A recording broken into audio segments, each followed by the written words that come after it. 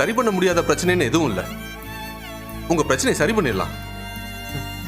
நீங்க கொஞ்சம் காமா இருக்கிறதுக்கும் உங்களுக்கு தூக்கம் வர்றதுக்கும் நான் சில மெடிசன்ஸ் எழுதி தரேன், அதை எடுத்துக்கோங்க.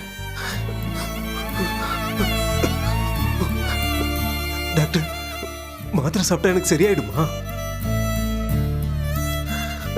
முன்ன மாதிரி நான் ஆயிடுவேனா டாக்டர்? ஆயிருவீங்க. ஒரே ராத்திரியில மாறாது, பட் கொஞ்சம் கொஞ்சமா சரியாயிடும்.